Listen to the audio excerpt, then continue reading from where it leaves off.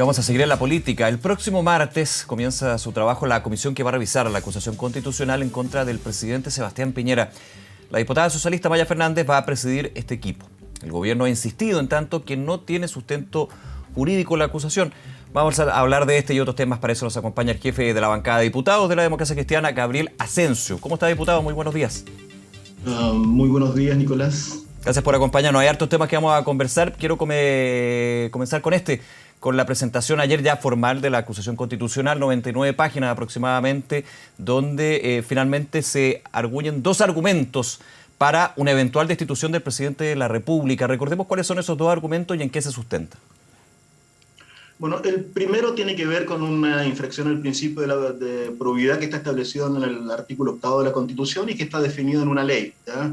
Y que consiste fundamentalmente en que el funcionario tiene que observar una conducta funcionaria intachable, un desempeño honesto, ¿ya? Fundamentalmente honesto. Y allí, ¿no es cierto?, se establece qué es lo que debíamos entender más o menos por eso. Y nosotros creemos que el presidente de la República infringió gravemente este principio. Él nos tiene que explicar, ¿no es cierto?, lo que pasó con Dominga completamente, lo que pasó con Barrancones, con su intervención, lo que pasó con meter en un escritorio la resolución del Consejo de Ministros, pero fundamentalmente esto de la cláusula que estaba guardada, establecida en inglés, y hecha en Islas Vírgenes, en un paraíso fiscal, fundamentalmente, ¿no es cierto?, para esconderlo del resto de los chilenos, ¿ya? Eso tiene sus efectos. Y lo segundo, la segunda infracción tiene que ver con que con esos sellos, a juicio nuestro, compromete gravemente el honor de la nación. El honor es nuestra imagen, nuestra reputación. Y el comprometerlo fundamentalmente significa poner en riesgo esa reputación. Y para nosotros es muy importante nuestra imagen por la gran cantidad de relaciones que tenemos con el resto del mundo, fundamentalmente comerciales, pero además, ¿no es cierto?, culturales y bueno, las políticas. Y yo creo que la disminución de esa imagen produce, ¿no es cierto?, la causal que nosotros estamos invocando. Entonces, esas son las dos fundamentalmente.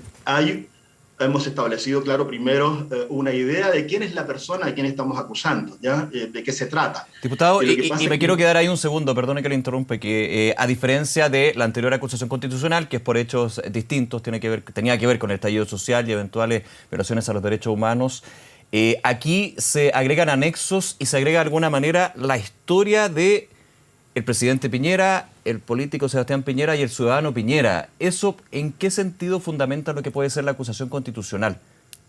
Nicolás, fundamentalmente porque el pasado de una persona también refleja su presente, ¿ya? ¿En qué sentido?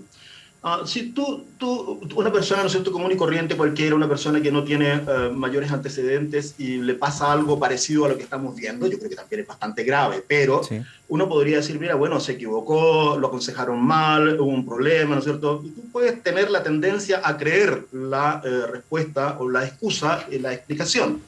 Pero cuando su conducta, ¿no es cierto?, personal ha sido siempre permanente, y por eso que establecemos allí todos los casos posibles que se nos vinieron ahí a la mente y cuyos antecedentes teníamos, donde el presidente Piñera hace lo mismo, exactamente lo mismo, o sea, antepone su interés personal, su interés económico personal al interés general, al bien común. Cuando eso ocurre permanentemente y en un momento yo tengo que decidir, ¿no es cierto?, si le creo o no le creo, entonces lo más probable es que nosotros no podamos creer. Ese es el sentido. Teniendo claro ese punto en particular, y sin yo emitir un juicio de valor con respecto a eso, quiero hacerle la siguiente pregunta. Los antecedentes que están incorporados en esta historia, digamos, que se anexa, y creo que es muy importante, que se suma a la acusación constitucional para, a juicio de la oposición, darle sustento a la acusación, no son hechos nuevos. ¿Qué quiero decir? No estoy diciendo que si sean buenos o malos depende de la persona, pero son conocidos, son antecedentes históricos, son antecedentes que salieron en la prensa, que han tenido también proceso en su minuto, hay que decirlo, y de alguna manera, no sé, a lo que quiero ir, ¿cómo esto que ya es conocido por parte de la historia del presidente Piñera puede sustentar lo que es la acusación en particular con los hechos que estamos abordando hoy? Nicolás, es muy simple, porque nosotros no los estamos acusando por esos hechos. Ya. nosotros estamos colocando un contexto, diciendo quién es la persona a quien acusamos. Lo estamos acusando por estos otros hechos, fundamentalmente, ¿no es cierto?, por esta cosa de hacer el negocio con la familia en Islas Vírgenes, por ocultar el negocio y por no pagar impuestos. Por ese comportamiento que se añade a una cosa que es bien especial. Yo no sé hasta cuándo normalizamos esto, Nicolás. La Fiscalía Nacional imputa al presidente de la República por cohecho y por soborno, ¿ya?, por lo que sea. Y lo imputa, y es imputado. Sí. ¿Cómo podemos tener un presidente de la República sin que nadie diga nada? Y ahora, que en lo práctico, y empezamos a sostener de que eso es perfectamente posible en una comunidad como la nuestra. En lo práctico, recordemos que cuando uno está en calidad de imputado en una investigación, antes de una eventual formalización, es una figura que se utiliza normalmente. Obviamente, cuando se habla de un presidente imputado, claramente a nivel público tiene otro cariño, estoy de acuerdo con usted, pero en lo práctico, en lo judicial, esa imputación, hasta que no se demuestre, y tiene que haber un proceso judicial que ahí lleva al Ministerio Público, habrá que ver cómo va, es más bien, no quiero ponerle un título, pero sí es algo que ha sucedido en otros casos y que finalmente puede quedar en el concepto solamente de imputación.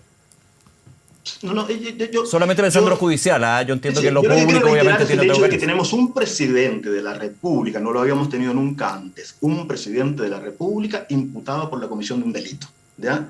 Si para nosotros eso es normal, entonces los que no somos normales somos nosotros. ¿Ya? Entonces, y mira, en nuestra sociedad, en nuestro Chile, hay un grito por basta de impunidad.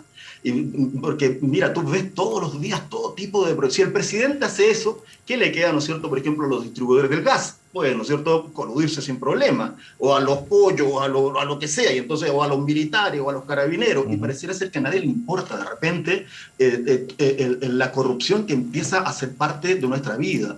Entonces, yo creo que eso es tan importante. El presidente, ¿no es cierto?, es el presidente de la República.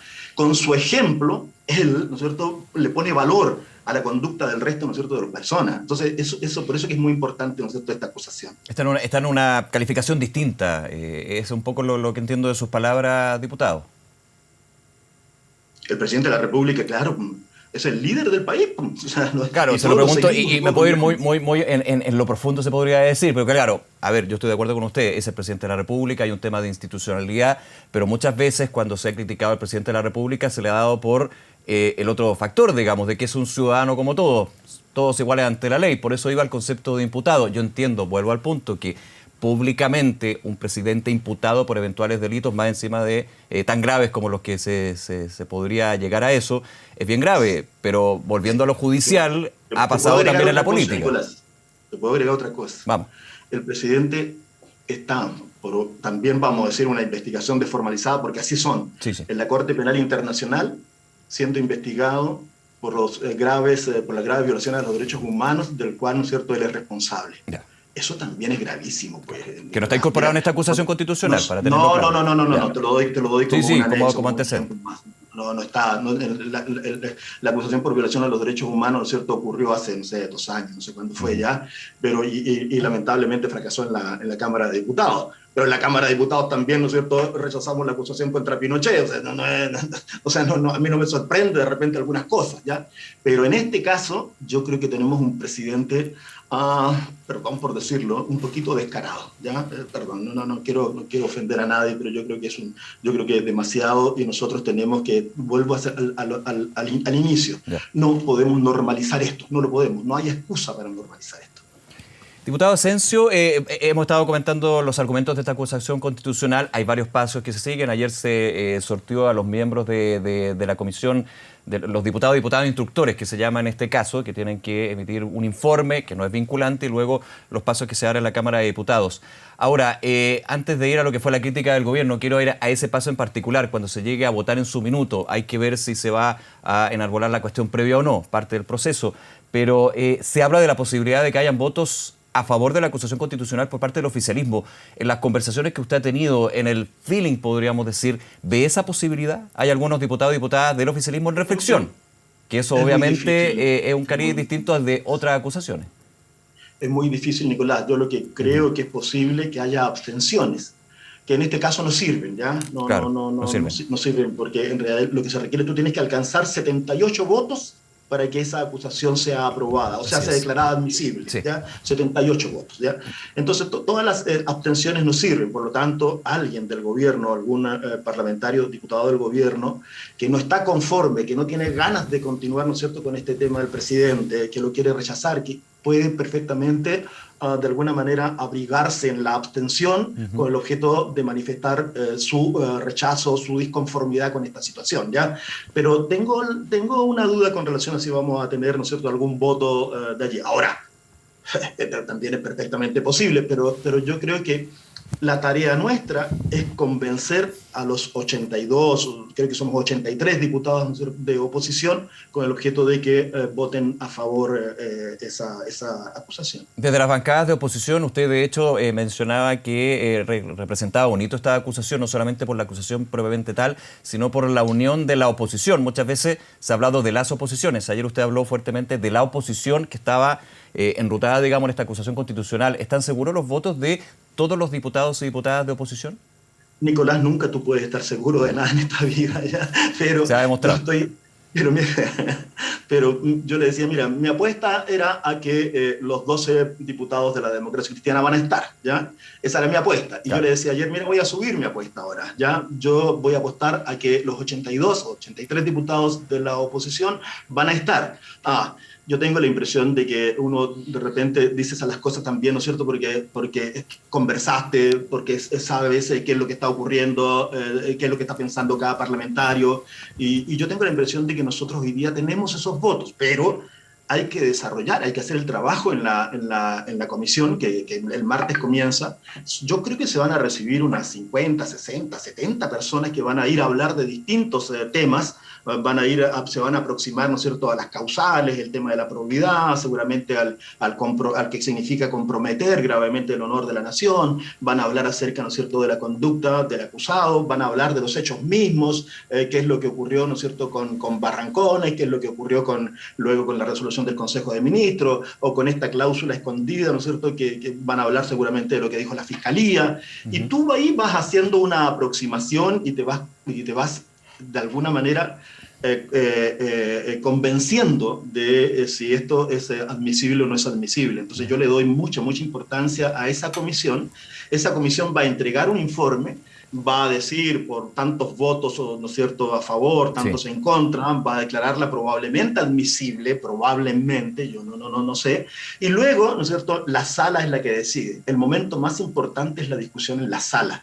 Ese es el momento clave, porque tienes al abogado, ¿no es cierto?, que hace la defensa, claro, tienes al diputado que defiende la acusación, y eso es un momento muy importante. Lo quiero llevar a otros temas, pero para cerrar este de la acusación constitucional, ayer el gobierno hablaba de un fin totalmente electoral por parte de esta acusación. El ministro Osa decía volaban los papeles, volaban las hojas cuando se estaba tratando de redactar este libro acusatorio. ¿Qué responde respecto a eso y cómo lo desliga de, claro, en elecciones, en periodo de elecciones todo permea? Aquí el gobierno está acusando que principalmente hay un daño a la institucionalidad de la presidencia de la República y por sobre todo un fin electoral de la oposición. Mira, no hay un daño a la institucionalidad mayor que los hechos que estamos denunciando en contra del presidente. O sea, si alguien, ¿no es cierto?, pone en riesgo nuestra institucionalidad, es eso, el tratar de evadir impuestos, el ocultar, ¿no es cierto?, sus negocios, el hacer negocios desde su posición. Yo creo que no hay más daño que ese, ¿ya? Y que luego ese comportamiento se replique en otros funcionarios, ¿ya? Y en otros personajes, y eso causa un daño tremendo para nosotros. Pero bueno, cada uno tiene sus opiniones allí. Y desde el punto de vista, ¿no es cierto?, del momento, creo que este era el momento adecuado. Hay antecedentes suficientes como para presentarla hoy día.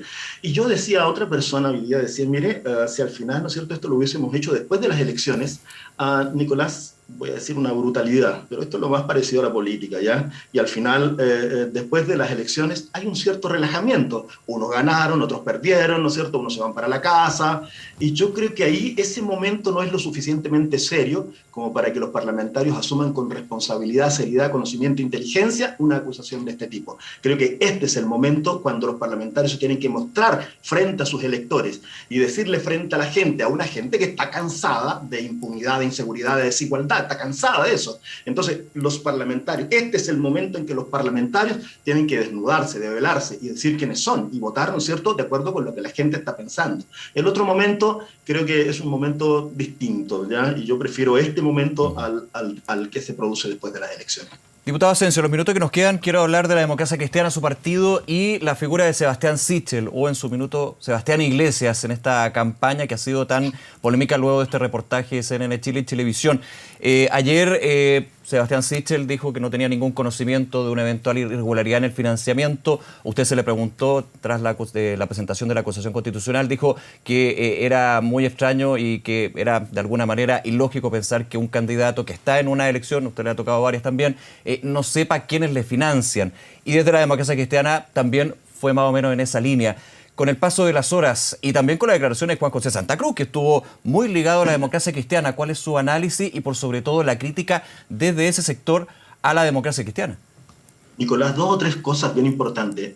Es imposible que un candidato no sepa sus ingresos y sus egresos en la campaña. ¿Pero es imposible? Es imposible. ¿Por qué? No es posible, no, porque mira, yo tengo 6 elecciones, ¿ya?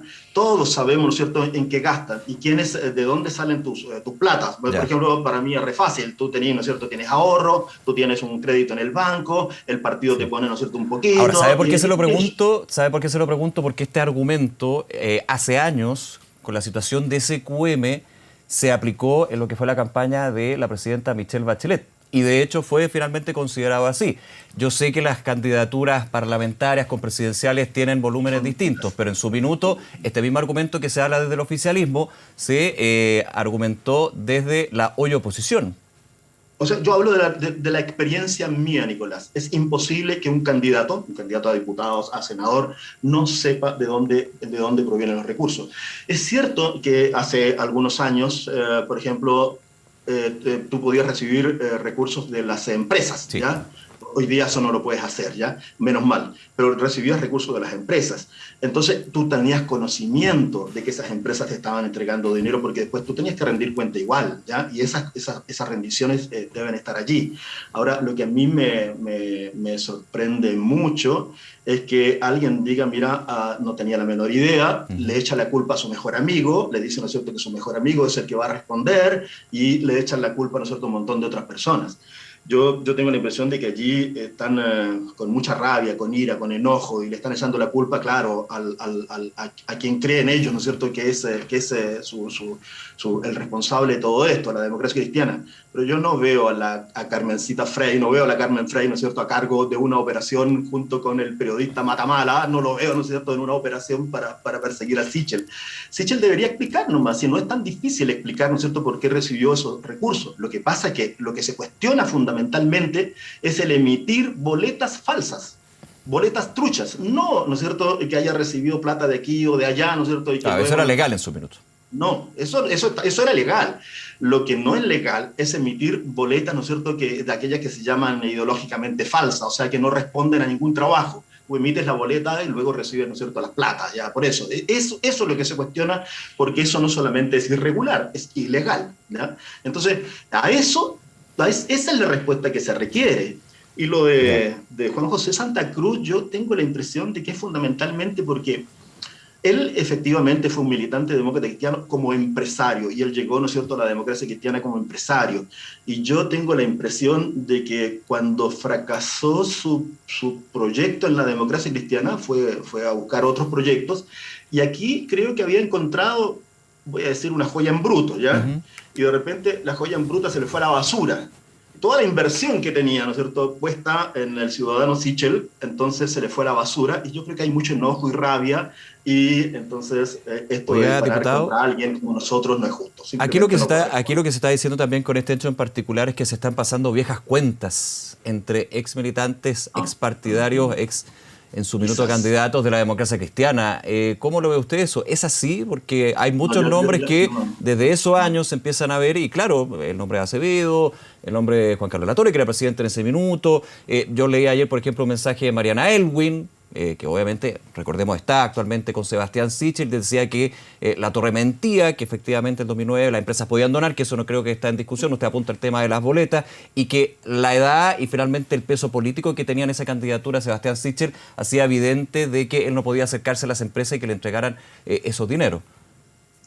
Rápidamente, la edad es un poquito absurdo, ¿ya? 30 años, ya eres bastante viejito para saber lo que estás haciendo.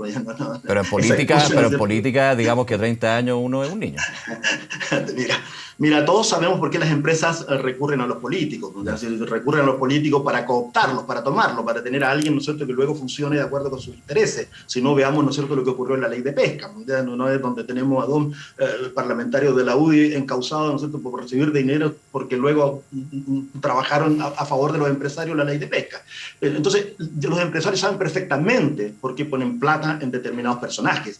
Y entonces, el decir que tenía 30 años, ¿no es cierto?, y que no sabía nada, que era un imberbe, eso no tiene sentido, eso no tiene ningún sentido. Todos saben clarito, ¿no es cierto?, en qué se están metiendo. Y luego, yo tengo lo de las cuentas que se pueden pasar, la verdad, Nicolás, yo no formo parte de ese círculo. Yo, honestamente, soy un diputado chilote, ya vengo, estoy, trabajo, los veo, los conozco, no formo parte de esos círculos y no tengo la impresión. Yo conozco a Juan Carlos Latorre, y Juan Carlos Latorre es una persona, a juicio mío, ¿no es cierto?, no solamente decente, sino que políticamente muy correcto, además. Y él ha dado respuestas con tranquilidad, no con la rabia, la ira, el enojo, ¿no es cierto?, fundamentalmente, ¿no es cierto?, de Santa Cruz, ¿ya?